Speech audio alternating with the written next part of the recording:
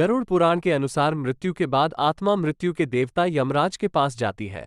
यमराज ही व्यक्ति के कर्मों के आधार पर न्याय करते हैं। जीवन में किए गए बुरे कर्मों के लिए आत्मा को नरक की यातनाएं भी झेलनी पड़ती हैं। कर्मों के आधार पर अलग अलग कर्मों के लिए अलग अलग दंड निर्धारित किए गए हैं। जीवन में किए कर्मों के आधार पर ही इस बात का निर्धारण भी किया जाता है कि आत्मा को अगला जन्म किस योनि में मिलेगा।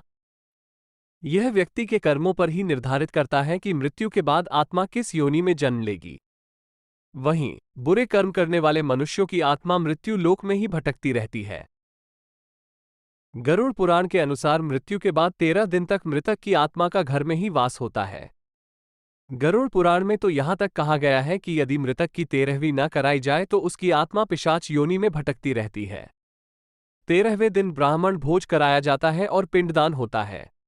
पिंडदान से आत्मा को बल मिलता है और वो मृत्युलोक से यमलोक तक की यात्रा संपन्न करती है। मृत्यु के बाद आत्मा को यमराज के समक्ष पेश होना पड़ता है। यमलोक में व्यक्ति के कर्मों के आधार पर उनकी आत्माओं को स्वर्ग या नरक में भेजा जाता है।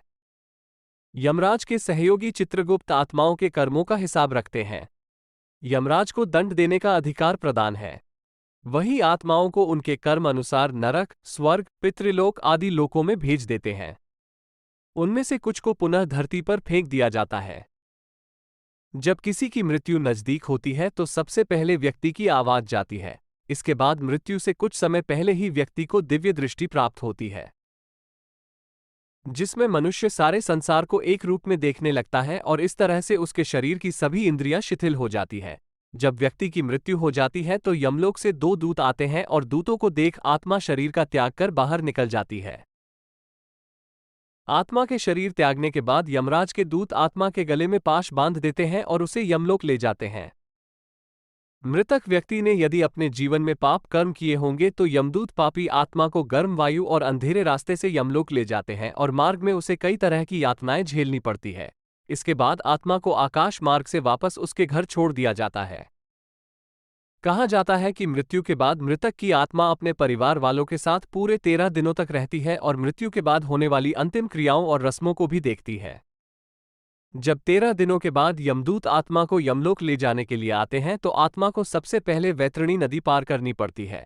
इस नदी को गंगा नदी का ही रौद्र रूप माना जाता है।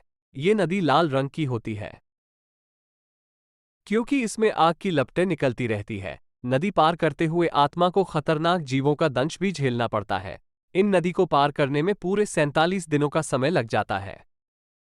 लेकिन यदि व्यक्ति ने अपने जीवन काल में अच्छे कर्म किए हों या गोदान किया हो तो उसे ये यातनाएं नहीं झेलनी पड़ती, क्योंकि उसी गाय की पूंछ पकड़कर आत्मा वैतरणी नदी को पार करती है।